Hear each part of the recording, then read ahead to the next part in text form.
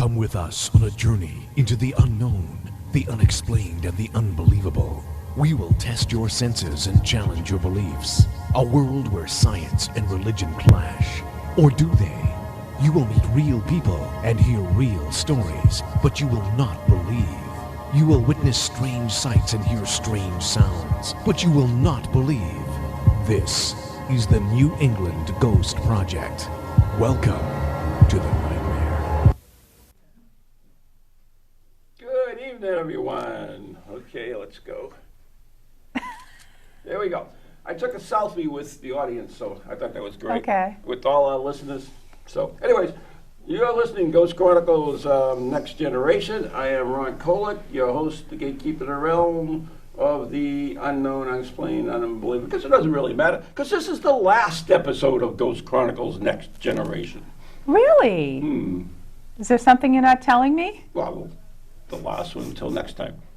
Okay. All right. With me, Let's go with that. With me, my special host.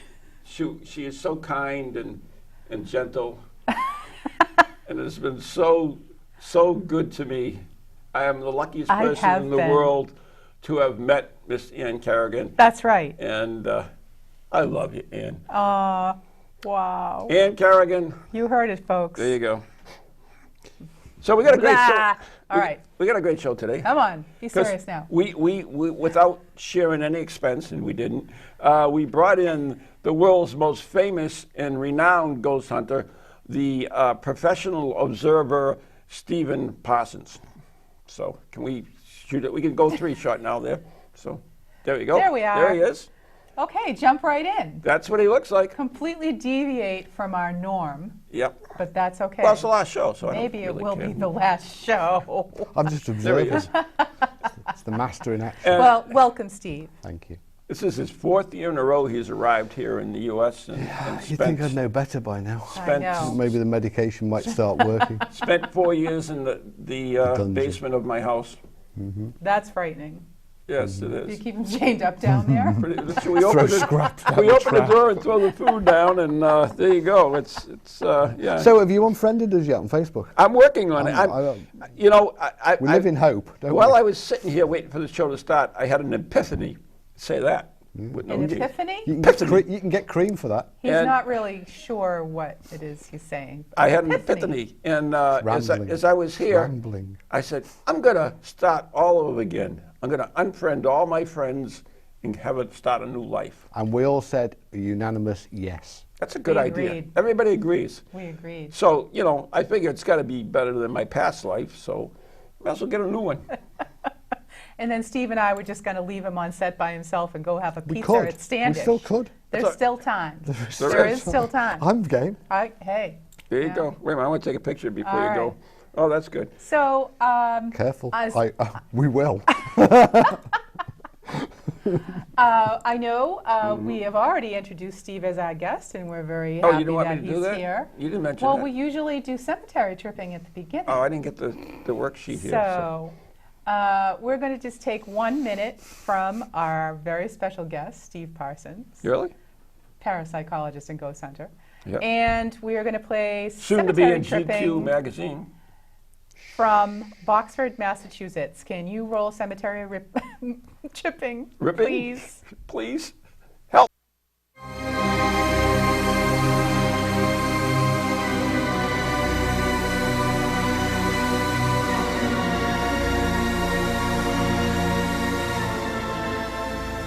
Welcome to Cemetery Tripping, where I will feature a different cemetery in each episode that I hope you will seek out and enjoy as much as I do.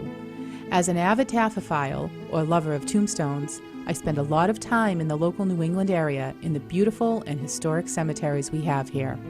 The stones here are like no others, and I have literally thousands of pictures of the intricate and symbolic carvings found on them. You can see my pictures on Facebook by doing a search for Cemetery Tripping. Harmony Cemetery is located in Boxford, Massachusetts, and is one of Boxford's oldest cemeteries, dating from 1717. I came across this burial ground while exploring the local area while at Spirit Quest in nearby Groveland. The cemetery was enlarged in 1766 when 22 neighboring families purchased more land to bury their family members. In 1998, Simeon Locke gave almost an acre more to expand the burying ground yet again. The site is marked in the front by a simple wooden marker which reads Old Campground, 1864 to 1919, and District Schoolhouse Number 4. The original gates still stand in place as you enter. In my exploration, I discovered some very interesting stones, which include Lydia Barnard Spofford, who died in 1839. Lydia is credited with taking the first prisoner during the Revolution after the Battle of Lexington. Her grave bears a marker to this effect. The tomb of General Solomon Lowe, who served many years in the state militia and legislature, has some amazing carvings. Over the door is a carving of the general's likeness, which is remarkably well preserved. To either side of the crypt's door are the carved images of his 4 wives. Huldah, who died at age 28, Dolly, who died at age 31, Martha, who died at age 50, and finally Caroline at 88, outliving Solomon by 16 years. Other Lowe family members, Nathan and Lucy, are buried here, along with 10 of their children who died in infancy. The Honorable Aaron Wood, Esquire, has a large marker in the front of the cemetery. He was a member of the Mass House of Representatives and left a large sum of money to support a grammar school in Boxford for eternity. This is a quaint little roadside cemetery with some wonderful historical stones. If you're ever roaming around the back roads of Boxford, I hope you will visit. Wow, that was pretty cool. And we're back. Yes, well, you know, sometimes I go out and ramble around when we have a little lull in the action at Spirit Quest. And So that guy had 4 wives? that guy had 4 wives. Yeah. I mean, I don't know what was going on there, but, you know. So when you die and you go to heaven, are all your wives with you? That's a good question. A very, very good You know, question. my mom, just before she died, and she was in her, I was sitting there with her one night chit-chatting about a lot of things, really. It was kind of nice. But I asked her, I says, when you die, Mom, are you going to be with Dad? And she turned to me and she said, not all the time.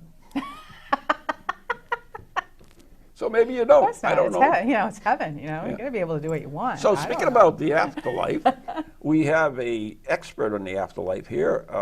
Well, no, you know what? That's a distinction. He is not an expert on the afterlife.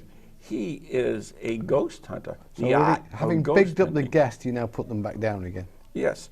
So without further ado, Mr. Stephen Parsons has written a new book called Ghostology, Which you can't see. which is the art It's of keyed ghost out. hunting. Yeah. That's so cool. The art of There ghost you hunting. Oh, there he is. Yeah. There's the little ghost. There you It's go. renowned He's for keying its- out on our green screen. Yeah, it's renowned for, The other way. the brilliant cover. It is. Yeah. It And it is. says the art of ghost hunter. So Yes. what is ghostology? Ghostology is, quite simply, the And how is stu- it different from Ghost Hunting Well, 101? Huh? I didn't Everybody's like written- Ghostology 101. There are 100 books around Ghostology. Yeah, well, that's not. That's Ghost called Hunting 101. Ghostology. So how do they differ? Because that is not how to do ghost hunting. Ghost hunting 101 is a first step course in how to investigate and conduct a ghost hunt. That is the study of ghosts. Ghost, as in the word simply put, anology, the study of ghosts. It's not. In fact, it specifically says in the intro to the book that it is not the how-to guide to ghost hunting. It includes things that are part of ghost hunting, but it's not a guide to ghost hunting. It's a Okay. discussion on the techniques that are used by ghost investigators and a consideration of the pros and cons of the methods and techniques that are current and have been used in the past. So there you go. So, So it's good. it's not a beginner's. No. It's not a beginner's book. You might want to have a few Beers?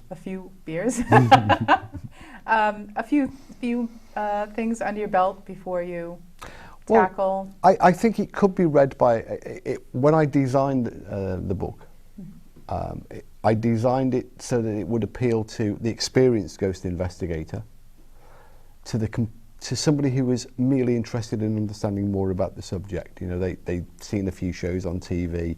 They were perhaps thinking about going on a ghost investigation, conducting some studies of their own. And also parapsychologists, academics who study a different branch of phenomena and who wanted to look at spontaneous cases, ghost cases, hauntings and poltergeists and related phenomena. So do you go into some of the definitions of the terms that you just used, for instance, hauntings, poltergeist, ghosts, and so forth? Not specifically. There is no specific section on definitions, but there are examinations of some of the words used and some of the terminology of the paranormal. But there's no dictionary of the paranormal. There's no index to what words or definitions, because it's incredibly difficult to define what a ghost is, or many of the phenomena, in fact. Now, do you discuss the tools as how do you critique them? Is it you as a parapsychologist, or you as your own opinions, or how do you critique them? I mean, you're looking at it strictly on a certain point of view. Well, first of all, before we even go near the equipment, there is a whole mass of things that need to be considered by anybody with an interest in the paranormal, and that's the ethics and the morals of becoming involved in conducting these sort of investigations. And there is then a consideration and a question as to whether any form of equipment should be used. But beyond that, to answer your question more specifically, I don't need to critique the equipment as such, because there exists around the world the International Standards Organization, who define measuring every physical parameter and variable. It is subscribed to as part of law by the United States, by Europe, by the Australian, by every government. And that defines that in order to measure something, it has to be measured in a certain way, by a certain piece of equipment, and the results dealt with in a certain manner. So if you're measuring temperature, you would work to one of the recognized, and I think there are 12 international standards that relate to the measurement of environmental temperature. Likewise with sound or electromagnetic fields or humidity or radiation. There is no international standard for measuring the paranormal, because you cannot measure something which you do not intrinsically understand. And as we don't understand what a ghost is, we can't measure it. Therefore, is not one single piece of equipment, despite what they might sell you on the internet, that can measure the paranormal. So I don't need to critique it because it doesn't exist. Right. Well, I think that's a little flawed, because it does exist, because you can put your $150 down and buy one. So ignoring it is rather foolish, if you ask me. The book doesn't ignore it, but you asked me to critique the equipment. Mm-hmm. You can put any label you like on something. It doesn't mean that that is it. If I put the label saying a microwave tester on a wooden spoon, that doesn't mean it's a microwave tester. It is a wooden spoon being used to, well, being labelled for doing something. And there will be somebody there who will wave the wooden spoon around over the microwave oven, and they will go, oh, I can feel magic moonbeams from the microwave oven. Mm-hmm. So evidently in your book you must not accept any of the old spiritualist ways like dowsing or... No, you obviously haven't read the book either, even though you've had your copy for 10 months. Excuse me, I'm sorry. As a presenter, I'm supposed to present the questions for the audience. I apologize for that. But did you answer that question? I'm sorry, I didn't hear that. You want to repeat the question then? I asked you, then did you accept or critique any of the old ways of communicating with spirit that the spiritualists use, like dowsing or table tipping or Ouija boards? Oh, absolutely I did, because they form a key part of modern, even the modern investigations, and they need to be considered in the fullest sense, along with psychics and mediums. The testimony of a psychic or medium is covered in an entire chapter where we look at the value of the testimony and the value of the worth of the testimony from somebody who themselves is claiming a special ability. We only have the word that they have a special ability, because we can't test the claims that they make. Likewise with the methods, there are some very interesting seance reports that that claim results from table tipping, from Ouija boards, from older spiritualistic divination techniques. Now, we can't satisfactorily dismiss them and throw them out, and it would be foolish in the extreme to simply say they don't conform to our modern 21st century materialistic viewpoint, therefore we will throw them away. We have to keep them in context, though, and recognize that as value to our investigation, then we need to handle the information with care. Right. I have to interrupt you for just 1 minute. We have a question from chat. Oh, please do. John would like to know, since Steve is here in the U.S., does that mean Anne and Ron are going to the U.K. with him? Anne would certainly, but whether Ron would get past the US border, UK border, I'm not quite sure. I might tip them off. I might be going with my new might be friends. smuggling an iguana. You know, I might be going with my new friends. So The man in the hat smuggling an iguana. So I hope that my answers your goodness. question, John. So that's your answer, John. I can go. Ron has to stay. Well, Which is okay for me, because as long as he wants the iguana, Oh, all right. he's got to give up something. All right. You have to leave. I mean, the iguana. to get into the USA nowadays, you have to pretty much give up your dignity. Absolutely. Do you want your Facebook login details now? Stop. No, seriously. Homeland Security. Oh my goodness. Oh, absolutely. They want to know who your friends are, Wow. which makes absolute Which means sense. Homeland What- Security are onto you now as well. Oh, wow. Now I'm really in We're trouble. working down the friends list. So somewhere at the airport, they have a guy who's on Facebook all day long Have you had any new friends requests looking lately? at your friends. Okay. All right. So sorry to interrupt. I just No, had that's to all get right. that question in. No, that's excellent. We did That's have your a job, chat so room that's good. question. So, go ahead. What prompted you to write this book, Steve? He did. Oh no. He absolutely did. 2 years ago, I was sitting in Ron's office, printing out a set of course notes for the Ghostology Study Day, which has been running in the UK for around 10 years. And a shortened version of it we were going to do during my visit 2 years ago. And I needed the course notes, one copy. Everybody on the course got their own on CD, but I needed one as a show and tell. Right. So rather than carry a wad of paper over, I emailed the notes to Ron and then went up to print them on the world's slowest printer.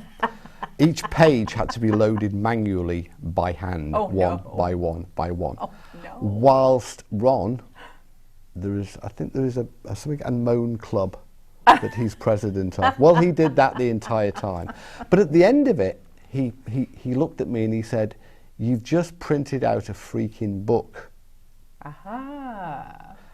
And I realised that in actual fact, although I'd sworn that I would never write a book about ghost hunting because the shelves are groaning under the weight of books about ghost hunting, that I had inadvertently done exactly that. The publisher, Paracoustics, had just been on its way to the publisher, and the publisher was talking about a follow-up book that looked at the subject more generally.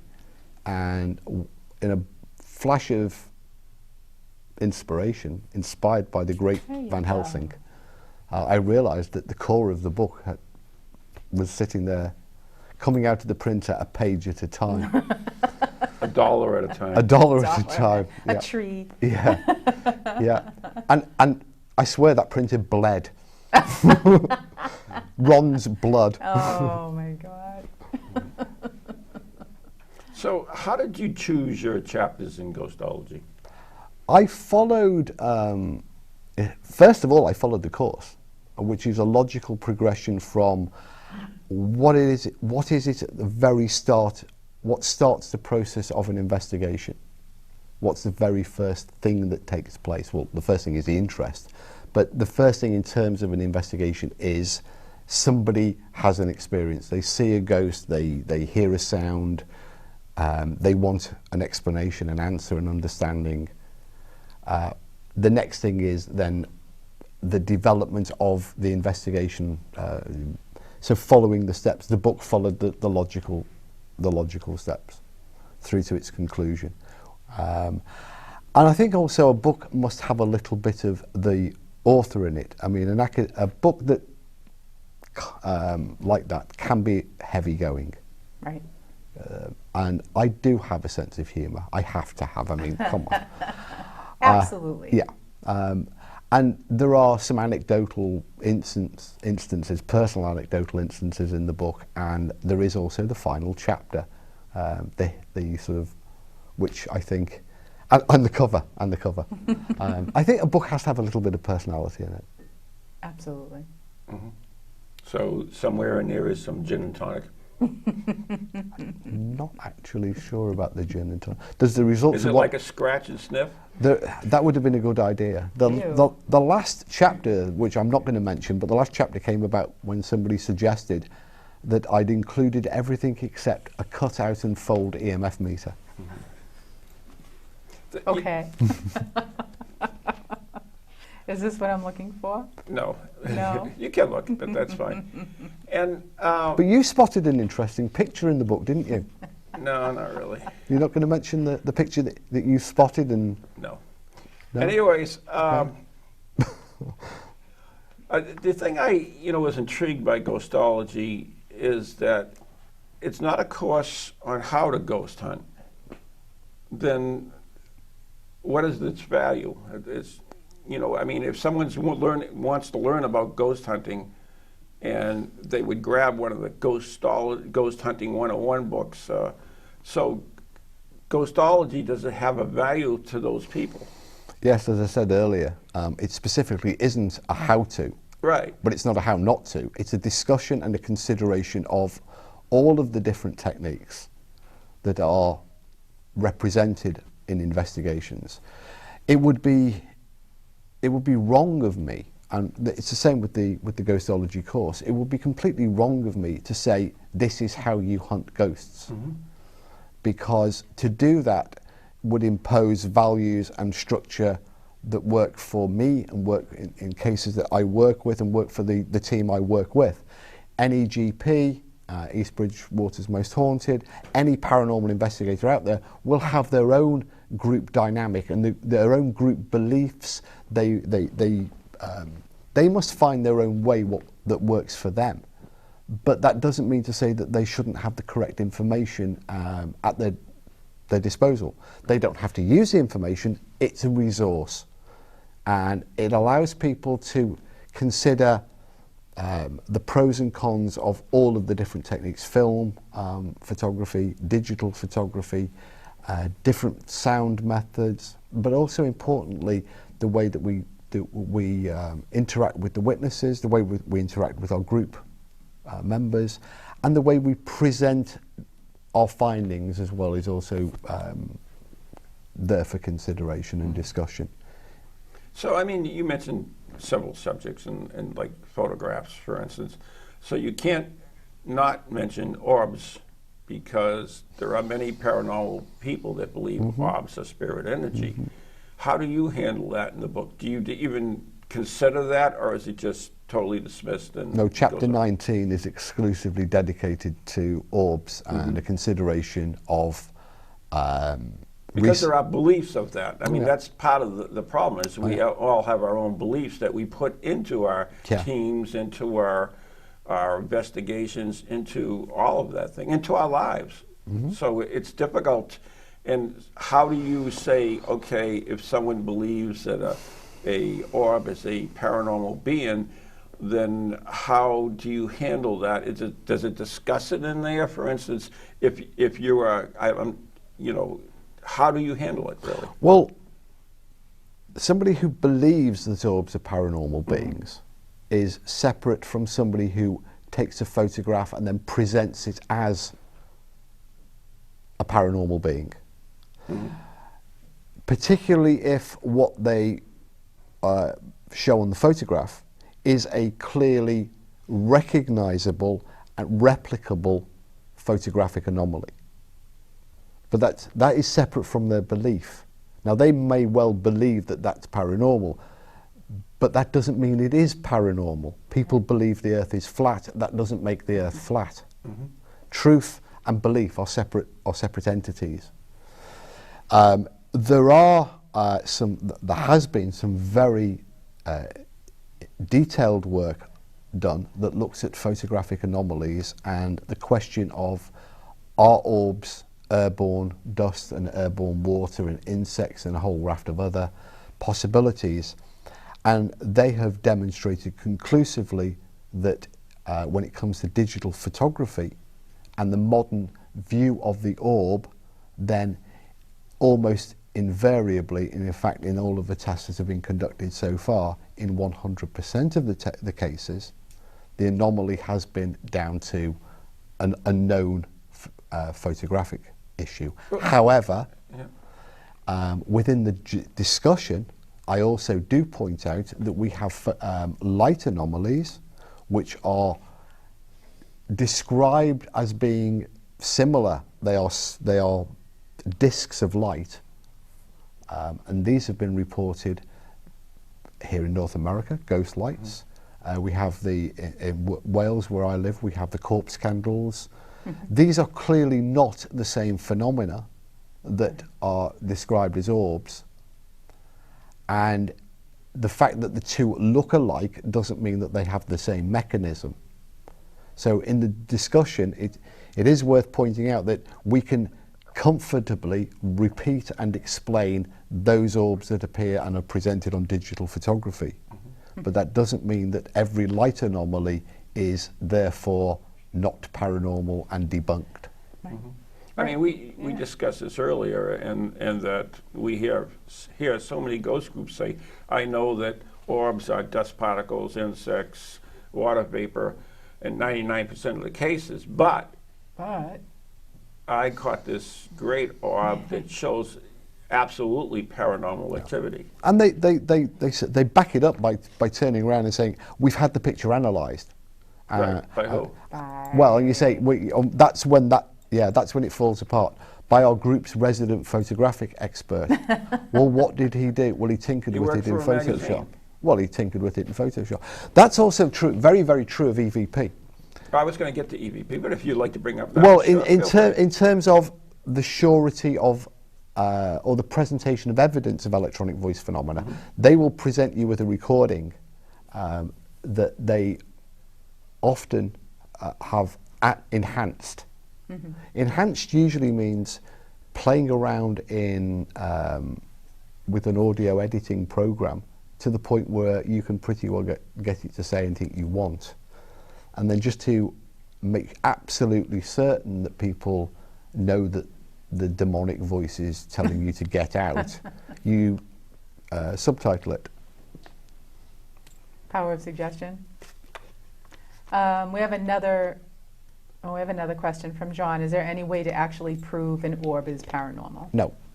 Well, I mean, you can't, because you can't prove anything is paranormal, and the problem with that is it's actually a very simple thing to answer the question, because we simply don't know what these paranormally labelled events are. So we can't measure them, we can't define them properly.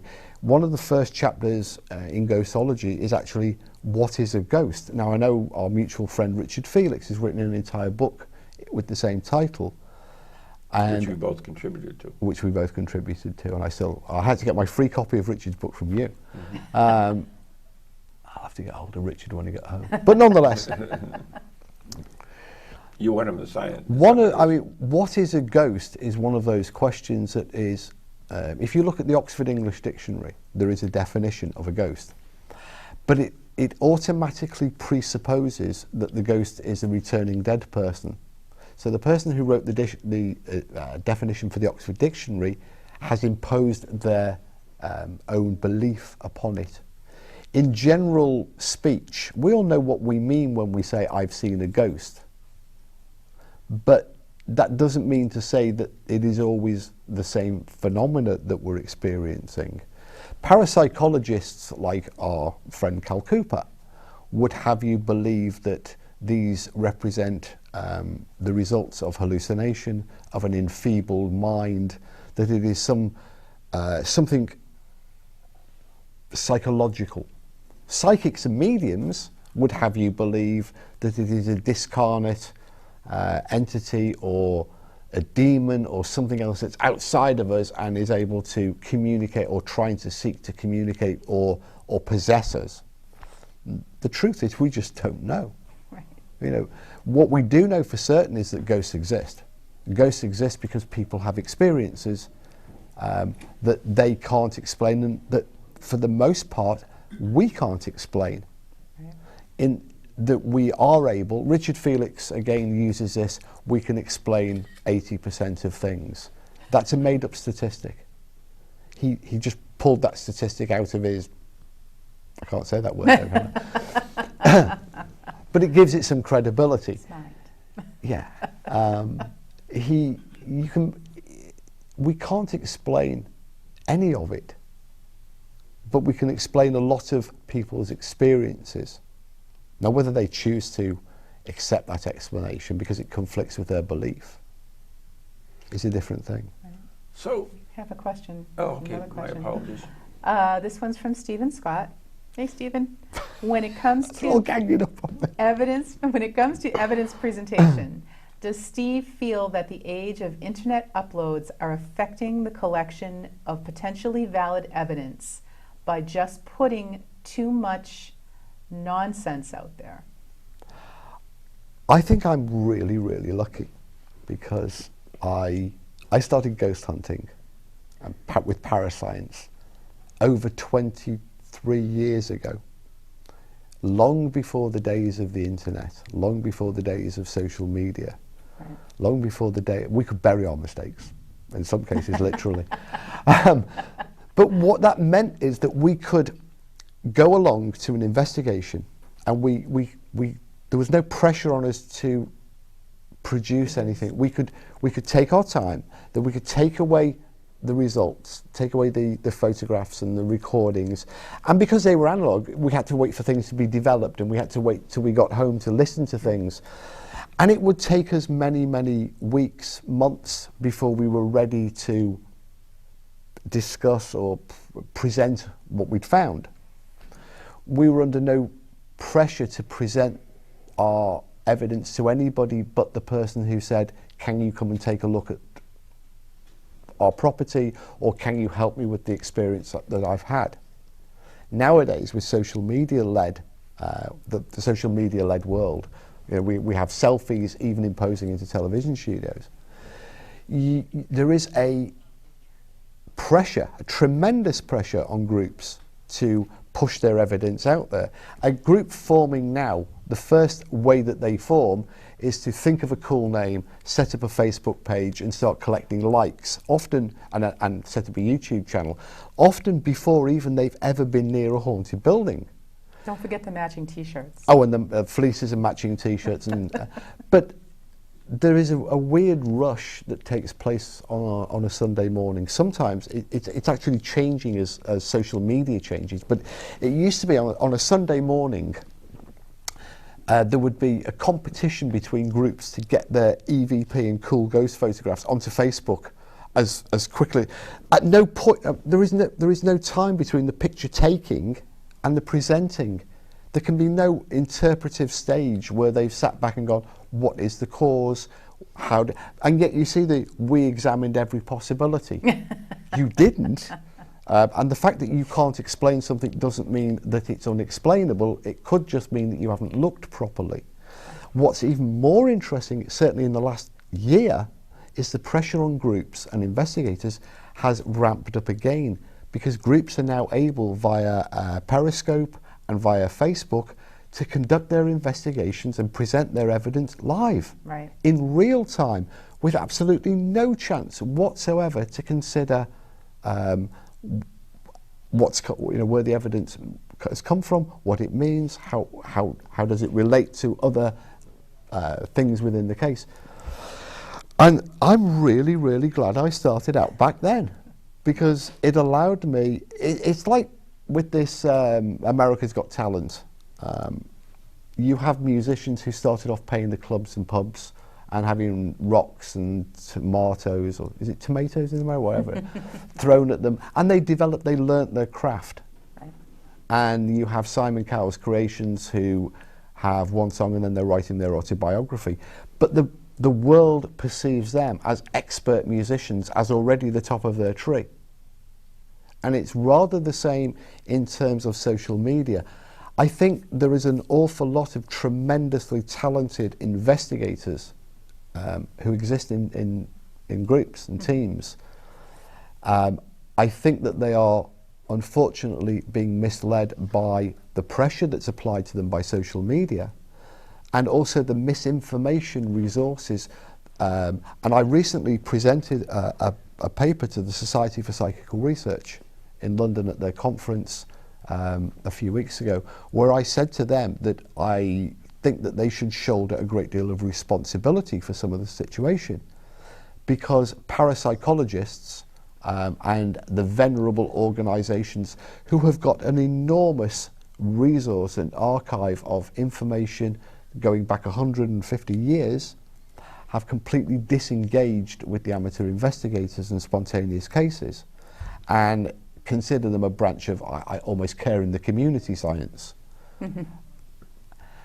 And the investigators who are desperate for information about what their experience is, what equipment to use, what methods are proven, what methods are good, what methods are bad, are left to TV programs and to trying to work it out between themselves on social media. We tried this, we got this apparent result. Oh, well, we'll try it too. I saw this really cool piece of equipment. It had some cool flashy lights. It was called the Ghost Arc. It didn't work, but we sold lots of them.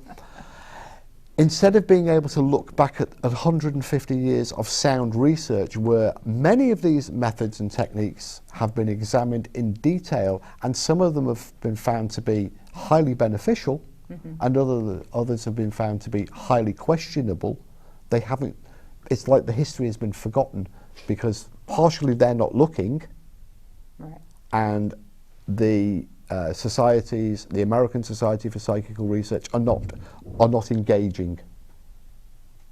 So it's like the libraries have shut the doors, but the people don't know there are libraries there. That's too bad. And I would agree with that. I think that there's so many people who get into this field and they have absolutely no idea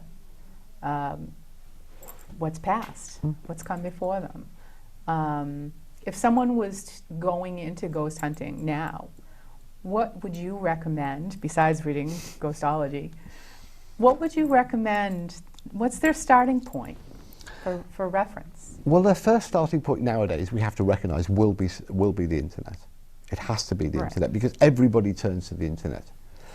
But when you consider information, when you're looking for information, don't just take the first 5 pages that you see, or the first bits of the first 5 pages that you see.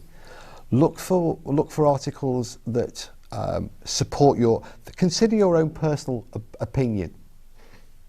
You know, do you kind of believe? Do you? Oh no, there's no such thing. Look for articles that support your opinion and recognise that they do, and look at how they gel with when you're reading it. You're thinking, yeah, I believe that. I go along with that. Then deliberately seek out ones that appear to oppose, and consider what do they make you feel like. But they might make you feel, well, oh, that's ridiculous. People can't possibly experience that. People can't possibly believe that. Mm-hmm. But people are saying that they do. Mm-hmm. How do you reconcile those two beliefs, those two views? And try to form an opinion that's based upon reconciling those views. Read widely. Read Ghostology, absolutely, but read a book written on how to ghost hunt by a psychic, because their perspective will be completely different. Mm-hmm. And try to find your own way through that. There are resources from the Society for Psychical Research, from its American counterparts as well, that will give you more information. I would avoid generally, we talked about history briefly, but I would generally avoid web pages that discuss the history of psychical research, because invariably they seem to be making some fundamental mistakes, and that's because the society, the SPR and the ASPR have not engaged enough to allow, you know, the library hasn't been fully open, and so the information is a little distorted, and that particularly in areas such as electronic voice phenomena. There are many web pages that will tell you that it began in the late 1950s, but very few that will take you beyond that to the 19th century. So you might seek 100 web pages and you will find the consensus that in the late 1950s EVP was magically discovered by a Swedish television producer, but only a handful will allow you to see beyond that and realise that by the time he discovered it, it was already 60 years up. It had been known for 60 years and had been studied for 60 years. So before we go on, I do want to mention yesterday while Steve and I were up doing a haunted dinner in Portsmouth, New Hampshire, we ran into Julie Aldridge from East Bridgewater. Really? Yes. Oh my God. She came all the way We'll up rephrase that, we didn't run into her. With the trolley? Yeah. And so we want to give a shout out to her. So Wow. Shout Thanks, out, Julie. That's very cool. Yep. So anyways, I think one of the problems is, you know, the paranormal field is really, I think it's more of a hobby than it is a true scientific endeavor. Yeah. And even the early researchers, some of their research was flawed, unfortunately. And we accept that research as the way to do it. And a lot of the serious researchers today, because they don't have TV shows, are ignored, and yet we see people with no training at all on TV, and that's the way to do things. So, I mean, no matter what your beliefs are, as Steve said, for instance, at Spirit Quest, I did my presentation on the Shroud of Turin, and the Stirrup, which was 25 scientists, no matter what their beliefs was in the Shroud of Turin, they all investigated it as experts in their field. And they were critical as they were scientists, not necessarily in their own beliefs. So it's important that whoever does this is they have to be skeptical, they have to be critical in their thinking. That's the very key. I mean, you could still have your beliefs. It does not mean that you have to give up your beliefs, but you do have to be critical in thinking if you are truly serious about investigating the paranormal. Would you agree, Mr. Parsons? Absolutely. So is there any thoughts of Ghostology 2? No, but there is a third book with a blue cover and another crazy ghost. And the next book that might be written will be a version of Ghostology, a more fun version of Ghostology for under 11s. Oh, That's a good idea. And that came about because with all of my children, they've all, from a very early age, obviously they know what Dad does. They've joined me on many occasions looking for ghosts. And you end up spinning them little stories about why we do things a certain way, because you want to introduce them to the subject without scaring them. Right. And you know, we've built ghost traps, and we've talked about some. And my wife said, "Why don't you write this rubbish down?" Because it would make a. Now, the first title, Demonology for the Under Fives, was turned down flat by them. But interesting, talk about children's books. I have one at home. I obviously I collect books, but this one book I found, it was produced, I think, in 2008 by Barnes and Noble.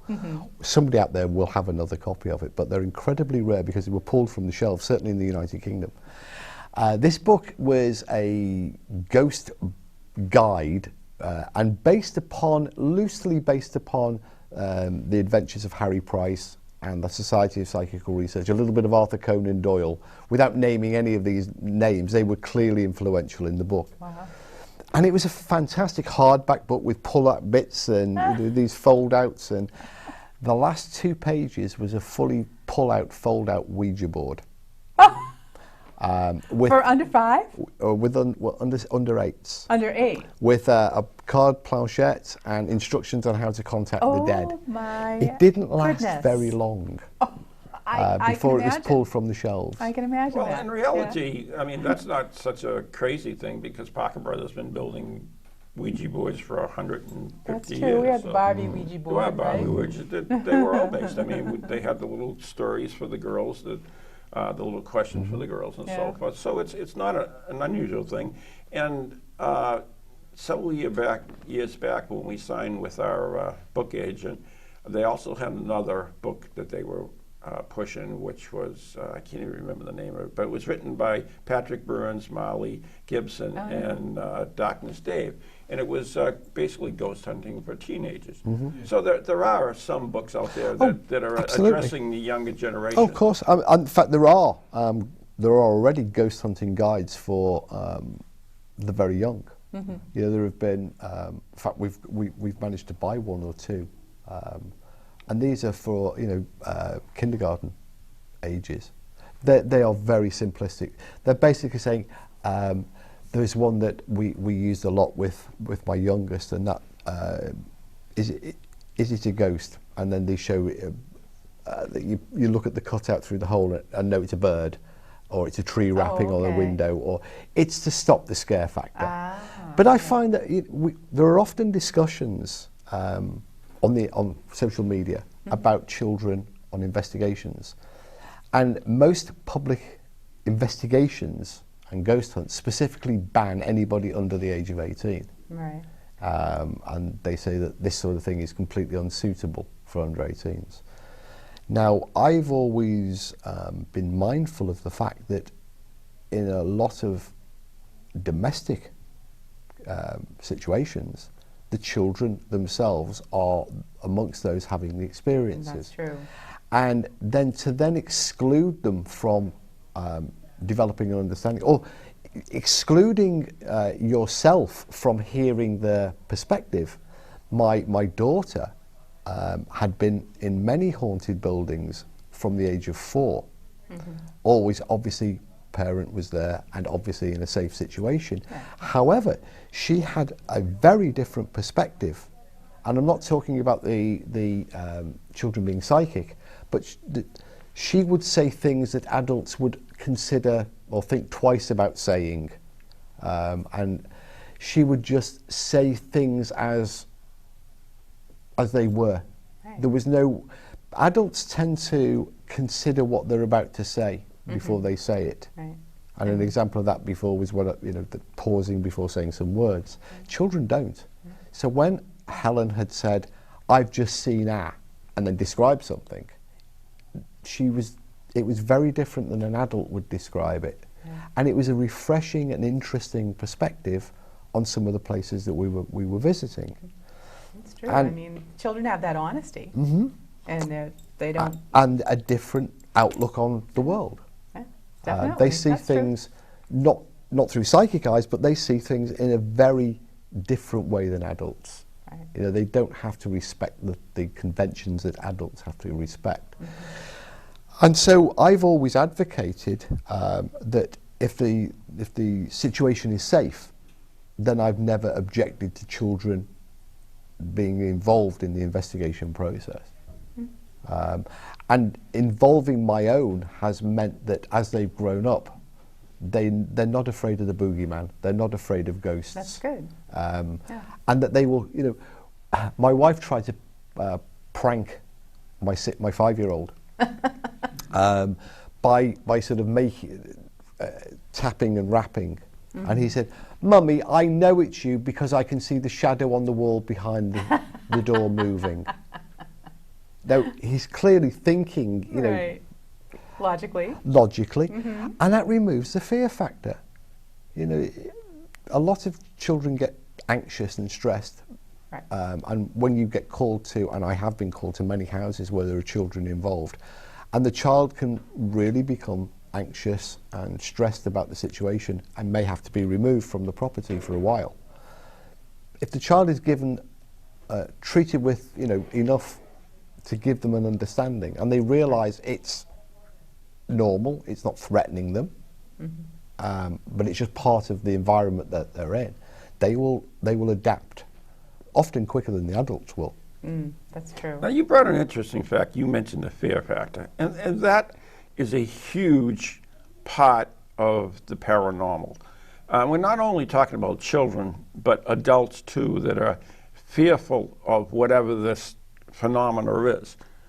Is that addressed in your book? And it should it be? It is. It's addressed with the discussion of ethics and morals, because you do have to be very mindful of people's beliefs, their anxieties, their situations, their upbringing, situations that you actually don't know anything about. Because when you go to meet somebody for the first time, you know absolutely nothing at all about that person. They might have had a very difficult, very traumatic life experience. You don't know what their beliefs are. And so the book discusses ways that you can gain some understanding, gain a rapport with that person, because they are one of the most important, they are simply the most important part of the investigation, because that is the person who had the experience you didn't. Right. They are the reason that you're there, but you are there to explore their experience with them and for them, but primarily with them, and they are part of the process. Many groups make the mistake of throwing the experiencee out of the property. The studios here are haunted at 3 o'clock in the afternoon, so everybody's chucked out of the building, and the ghost hunters come in at 3 a.m. in the morning. You have completely changed the situation, and they do that in homes as well. You really have to be very sensitive when you're dealing with people and their beliefs, their anxieties, their life. Mm-hmm. So now we've seen more and more rise of negative energies, demons, jinn, whatever. It's not jinn, by the way. Yeah, that's good to know. So, Zozo. yeah, Zozo. I mean, we have all this evilness now, and that's very much religious as well. So how does ghostology handle that? Or should it even handle that? Well, it doesn't handle it, but it has to discuss it in, but perhaps not in depth. I mean, that is an entirely different, demonology is entirely, but it does discuss the rise or the alteration in ghost cases and ghost reports, and because not very many years ago, ghosts were white ladies, headless phantoms that swished down corridors, that drifted through walls, and went about their business without really inflicting themselves, except in possibly a scare or two, on the living. Think of the Canterville ghost or many, many others in history, white ladies standing on castle ramparts. Then the media gets involved, and of course that sort of ghost, there were ghost stories and ghost movies that involved just a white floating apparition. But people wanted more and more. People love a good scare. The most popular movies in Hollywood history have been the horror films, because people like to go out on a Saturday night with their box of popcorns and have the bejesus scared out of them. But we want more. We demand great. It's like with theme rides. We want bigger rides and higher loops and bigger drops and tighter turns. And it's the same with, once we've, the white phantom apparition is very passé. It's very last year. And we've ramped up through the ghosts of the murderers, through now to people are not less satisfied with demons. Also, the language of the ghost hunters on television is very paramilitary. You know, they are wearing almost body armor, and you know, they talk in terms of lockdown and get them, and Yeah. it's very, very like these things are things that can be hunted down and captured and fought. They're not hunting ghosts now in a sense of gaining information. They're actually doing combat with ghosts. You have mediums last Halloween in America, a live exorcism, a live situation where a paranormal investigator and a psychic dressed as a priest, bizarrely, did battle for the soul of an advertising product. You know, it's people demand more and more of a scare. Right. And that's, you know, when people go out on their own investigations, when people pay to go on an investigation, a haunted house investigation, a haunted house at Halloween, they're not satisfied any longer with, you know, a vaporous apparition. They want Beelzebub himself to come out Right and kick there. the popcorn from their hand. True. So I know we're running out of time, and you do have one other book that you have written, which is called Paracoustics, the Sound and the Paranormal. Do you want to give us a brief synopsis? Yeah, this was the first book of the sequence. Might be a trilogy, we don't know. This was co-written with Cal Cooper, who is a parapsychologist, and this looks at one of the most commonly reported experiences of the paranormal is not seeing a ghost; it's actually hearing something. And it includes electronic voice phenomena studied in a great deal of detail from a psychological and a physical point of view, seance room knocks and rappings, and it's not written by Cal and I exclusively.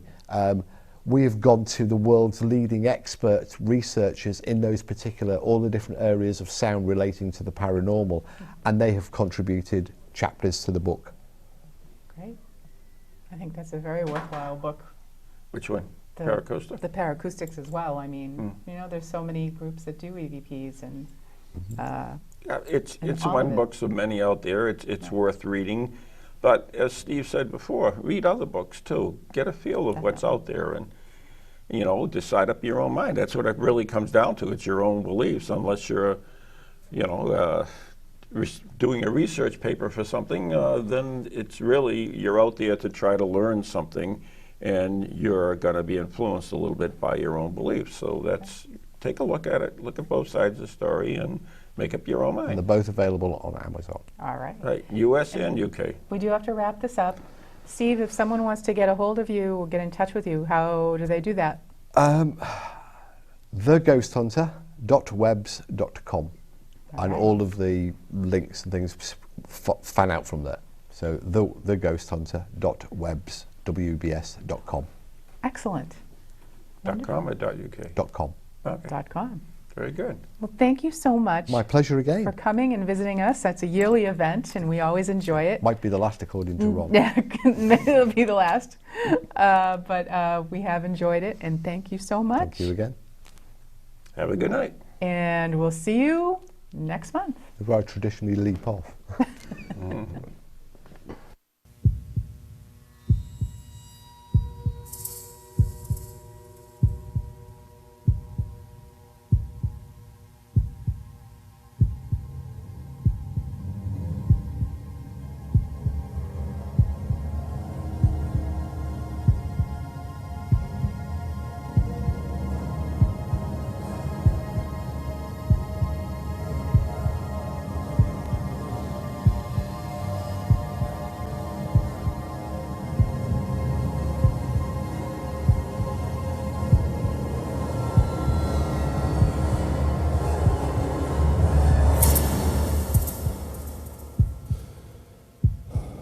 From ghoulies to ghosties, long-leggedy beasties, and things that go bump in the night.